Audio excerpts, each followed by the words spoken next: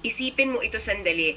Paano kung kailangan mong isulat yung talambuhay ng isang tao na hindi naman talaga nabuhay sa totoong mundo?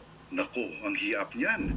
Kasi wala kang birth certificate na pwedeng hingin, di ba? Oo, walang birth certificate, wala ka ring ma-interview ng mga kababata niya, At lalo namang wala siyang record sa kahit anong ahensya ng gobyerno. mismo. Ang tanging hawak mo lang mga sabi-sabi, yung mga bulong sa hangin o kaya yung mga kwentong madalas ay naririnig mo lang bago ka matulog noong bata ka. Kaya ang tanong paano mo hahanapin yung katotohanan sa loob ng isang alamat?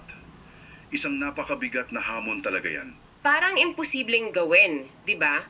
Kasi kapag sinabing talambuhay, Naghahanap tayo agad ng mga eksaktong petsa, mga eksaktong lugar. Hahanapin natin yung mga matitibay na ebidensya. yung mga resibo, kumbaga. Tama, mga resibo. Pero kapag ang paksa mo ay isang mito o kwentong bayan, biglang nawawala yung mga resibong iyon. Pumapasok tayo sa isang lugar kung saan kailangan mong balansehin yung limitadong impormasyon tsaka yung sarili mong imahinasyon. Eksakto. At iyan mismo ang pag-uusapan natin sa ating malalimang pagsusuri ngayon. Para sa inyo na nakikinig sa atin ngayon, ang hihimayin natin ay isang module ng aralin. Isang lesson plan na binuo ni G. Geronimo Tolivas Jr. para sa mga mag-aaral ng A&E Junior High School. At ang pangunahing paksa nito ay yung pagbukyo at pagbabahagi ng isang fiksyonal na biographical na sanaysay mula sa mga kwentong bayan. Isipin nyo, sina Maria Makiling o kaya si Bernardo Carpio. Sa gawaing ito, nagiging biografo ka ng isang piksyonal na tauhan. Alam ko na kapag narinig ng iba yung salitang lesson plan o kaya module para sa junior high, baka isipin nila na simpleng takdang aralin lang ito, di ba? Oo, na parang assignment lang para pumasa. Correct. Pero kung susuriin natin yung mga mekanismo sa likod ng araling ito, makikita natin na isa itong masterclass sa empatya, sa etika at komunikasyon. Tinuturuan tayo nitong pumasok sa isipan ng iba. Hindi lang ito simpleng gawain sa paaralan, kundi magagamit din natin sa araw-araw na pagkonsumo ng impormasyon. Tama yan. Kaya simulan na natin. Kasi bago ka makapagbahagi ng anumang kwento, kailangan mo muna itong buuin ng may lohika at lalim. Dito papasok yung estruktura ng malikhaing pagsulat na tinatalakay sa unang session. Kasi kahit fiction ang sinusulat mo, hindi pwedeng sabog-sabog yung ideya, 'di ba? Oo naman, meron itong arkitektura. May malinaw na simula, kung saan ipinapakilala mo yung tauhan, yung pinagmulan niya, at yung mundo niya. Tapos may gitna na naglalaman ng mga pangunahing motibasyon, mga pagsubok at mahahalagang desisyon. At siyempre may wakas. Dito binubuo yung aral o impluensya sa kasalukuyang mambabasa. Nakakatuwa nga doon sa formative assessment nila, may tanong tungkol sa estruktura. At isa sa mga pabirong opsyon doon ay kung kasama ba ang listahan ng grocery. Oo, nakakatuwa yung opsyong iyon kasi kitang-kita na mali pero may malalim itong ibig sabihin. Ano nga yun? Sinasabi nito na ang pagsulat ay dapat intensyonal. Ang bawat detalye na ilalagay mo ay dapat nagtutulak sa kwento pasulong. Hindi ka pwedeng magtapon lang ng listahan ng grocery na walang kinalaman. Oo nga. At dito nagiging mapaghamong tunay ang proseso. Lalo na kapag ipinakilala na yung tinatawag sa module na Character Profile Workshop. Ito yung paborito kong bahagi. Kasi dito hinihiwalay ng manunulat yung tinatawag na original facts mula sa creative inferences. Himahin natin ito. Yung original facts, ito yung mga totoong detalye mula mismo sa kwentong bayan, di ba? Tama. Halimbawa na lang kay Maria Makiling, ang original fact ay nakatira siya sa bundok at namimigay siya ng luya na nagiging ginto. O kaya kay Bernardo Carpio. Ang fact ay isa siyang higante na naipit sa pagitan ng dalawang bundok sa Montalban. Yun lang ang ibinigay sa atin ng alamat. Pero ang tao kasi, lagi tayo naghahanap ng dahilan. Gusto nating laging malaman yung bakit. Dito napapasok yung creative inferences. Mismo, ito yung sariling interpretasyon ng manunulat sa buhay ng tauhan. Ito yung pagsagot sa mga puwang. Bakit ba namimigay ng luya si Maria Makiling? Baka malungkot siya at naghahanap ng koneksyon sa mga mortal? Pwede. Bakit nagwawala si Bernardo Carpio sa loob ng kuweba? Dahil ba nagagalit siya o sinusubukan niyang protektahan yung mga tao sa ibaba? Okay, himayin natin ito gamit ang isang analohiya. Ang paghiwalay ba nitong original facts sa creative inferences ay parang paggawa ng fanfiction? Paanong fanfiction?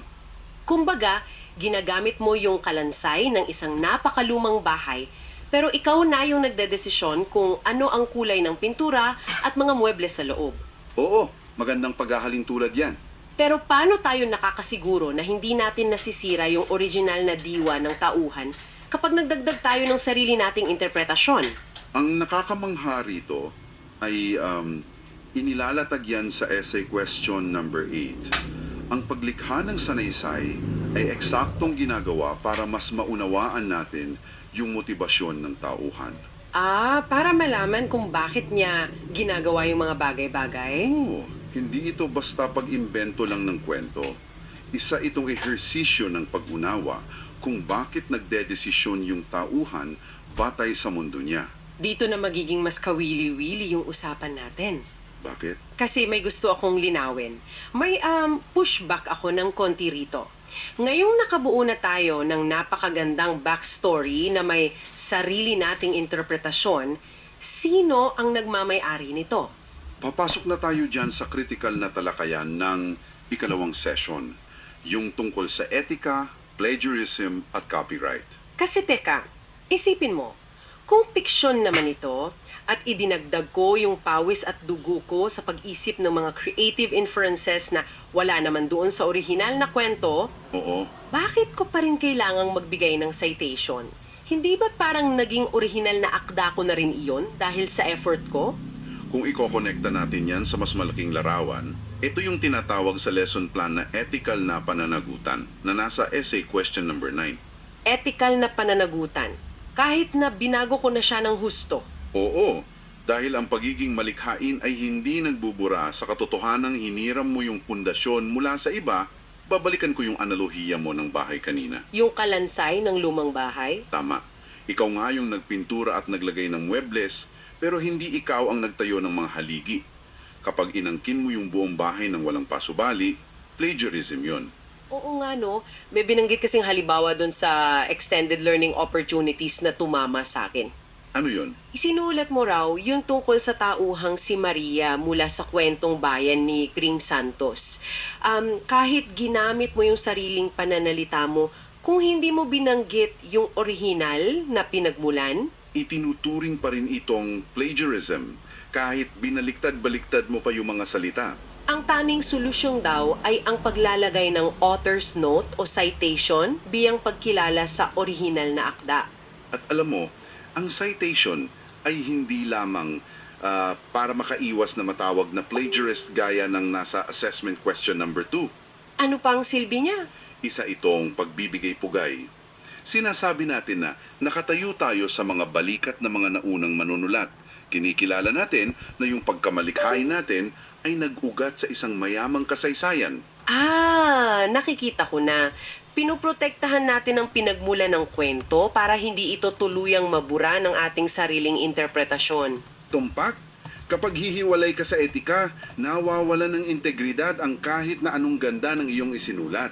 Okay, so isipin natin na binuo natin ng maayos yung sanaysay. Malikhain na at sumusunod na sa tamang etika. Ano na ang susunod? Ang susunod na hakbang ay ang pinakamahalaga sa komunikasyon, ang paghatid nito sa iba. Paano natin titiyakin na handa na itong basahin at nasa tamang lugar? Diyan inilalatag yung proseso ng peer or self-editing at may 3 itong batayan. Ano-ano yung tatla? Una, malinaw ba yung boses at emosyon ng tauhan? Pangalawa, logical ba ang daloy ng kwento? At pangatlo, nasunod ba yung ethical na pagkilala sa pinagkunan? Alam mo kapag tinitingnan ko itong 3 batayan ng editing, ihalin tulad ko siya sa isang upuan may 3 paa. Patingin niya, paano yang naging upuan? Isipin mo na lang kung kulang ng isa. Halimbawa, tinanggal mo yung ethical na pagkilala dahil nakalimutan mo mag-cite. Oo, mawawala yung isang paa. Babagsak ang buong likha. Kahit gaano kaganda yung daloy ng kwento mo, tutumba yung upuan. Isang napakaangkop na analohiya niyan. At kapag matibay na yung upuan mo, kailangan mo na ngayong pumili ng plataforma para ibahagi ito.